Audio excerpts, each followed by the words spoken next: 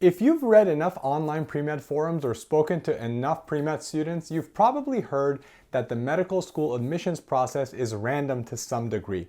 There are a bunch of examples online, even on YouTube, of students who applied with a 3.9 GPA and 520 MCAT score, but got rejected from every medical school.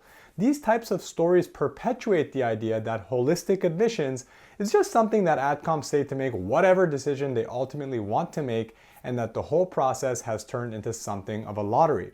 In this video, we'll dive into this controversial topic in the med school admissions world, separate fact from fiction, and take a closer look at what can actually tip the scales in your favor as an applicant. Before we get started, don't forget to like and subscribe so you can be the first to see our new resources with all the latest updates and guidance on med school admissions. First, let's set the stage. Every year, each medical school receives thousands of applications from a pool of promising applicants. Each medical school has a very limited number of seats they can fill per year, usually somewhere between 100 and a few hundred, unlike undergraduate programs which admit thousands of applicants to each new incoming class, even in the Ivy League. Each medical school's admissions committee, or ADCOM, pays close attention to a few key factors in each application they review, including your MCAT score, your GPA, your letters of recommendation or committee letter, your personal statement, your AMCAS work and activities section, your secondary essays, your score on situational judgment tests like Casper and AAMC Preview, and your interviews. If you're in the thick of the med school application process right now, or if you're scouring online forums for admissions advice in anticipation of your future application, you may be confused by some of the results you're seeing. Maybe you've heard about an applicant with a 4.0 GPA and near perfect MCAT who was rejected from Harvard Medical School, or an applicant who was accepted to several medical schools on their list despite having a 3.7 GPA and 511 MCAT. The STEM-oriented part of your brain might be trying to crunch those numbers to make sense of them. If you could just figure out the formula for the perfect application, then perhaps you could focus on the variables that actually matter and predict with greater confidence which applications will be successful. But unfortunately, or fortunately, depending on how you look at it, it's just not that straightforward. The truth is that ADCOM's decision-making processes are highly variable from one medical school to the next, and sometimes from one reviewer to another at the same institution. Really, the only objective factors are your GPA, MCAT score, and extracurricular hours. But beyond that, their decision about whether or not to admit you could be based on many factors that are essentially impossible to quantify. The good news is that there are things you can do to turn the tide in your favor. Your time outside the classroom throughout the past few years will come under close scrutiny, and ADCOMs will want to see that your commitment to medicine goes above and beyond. Your resume should reflect a clear passion for your future medical career through service to your community, research, and clinical experience. However, it's also not enough to just be a good student, researcher, and volunteer. Your AMCAS work and activities section will be the ADCOM's first glimpse at what makes you an individual, but it's also your responsibility to contextualize those experiences and make them memorable to ADCOMs through your essays and interviews. The more memorable they are, the better the chance you have of your application rising above the rest. And often, the best way to make your application more memorable is to infuse it with your own unique personality and to ensure your written materials revolve around the central theme. You don't need to be the most heroic applicant or the funniest or the one with the most tragic backstory. You need to be yourself, cliche as that may sound. But what does that look like in action? Well, that's where our QPUD Method for med school personal statement writing comes into play. The acronym stands for qualities, personal, unique, and depth, and it's a framework for ensuring that your personal statement can answer these 4 key questions. Have you demonstrated that you possess the qualities of a great doctor? Is the essay personal to you instead of focused on others?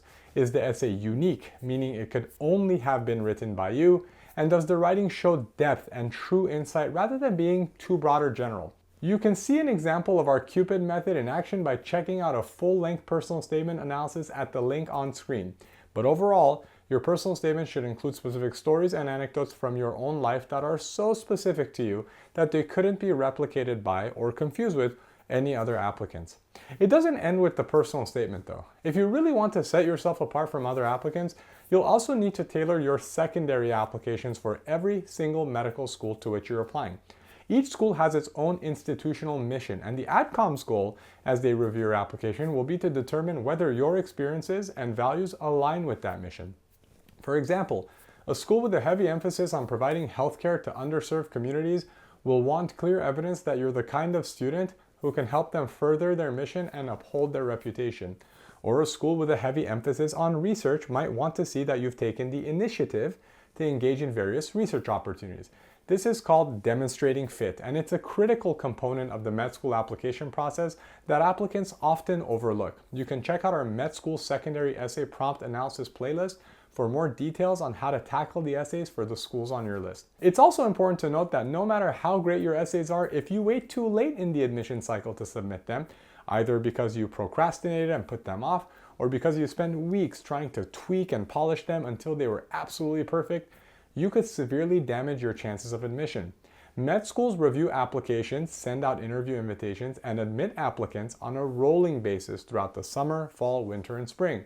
No matter how great your application is, if adcoms don't get to see it until they've filled almost all of the available spots in their incoming class, you'll be facing much steeper competition against all of the other strong applicants vying for one of those final spots. If you want to make sure to avoid this scenario, check out our optimal med school application timeline video. Many of the same elements that make a great personal statement and secondary essay also apply to the interview process. Your interview responses should be genuine and personal based on your own life experiences, and they should demonstrate fit with the school that's interviewing you. They should also demonstrate several of the AAMC's pre-med competencies for entering medical students, such as commitment to learning and growth, empathy and compassion, and interpersonal skills. For more information on how to ace your interviews, you can check out our Med School Interviews playlist.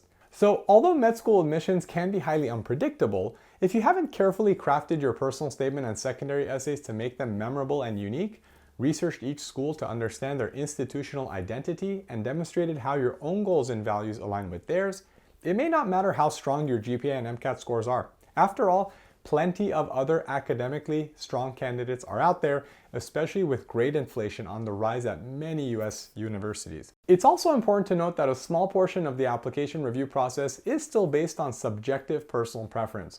Med schools don't currently rely heavily, if at all, on AI to select candidates for interviews and admission. That means there's an individual person behind every single decision about who gets in and who doesn't.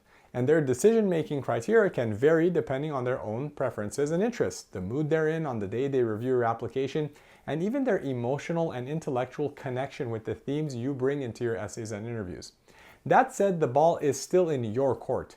Theories and rumors that the med school admissions process has secretly turned into a lottery that you have no power over are no more than that, theories and rumors. If you buy into them and adopt an external locus of control, your effort and your corresponding odds of admission will plummet. Sometimes it's easier to tell yourself that the admissions process is random because it removes your own responsibility for the outcome. But in reality, you have the responsibility and the power to greatly influence the outcome of your applications. You get to choose how hard you study, which clinical and research experiences you pursue and how many hours you put into them, how you tell your story in your essays and interviews, which schools you apply to, and how early you submit your application materials on the rolling admissions timeline.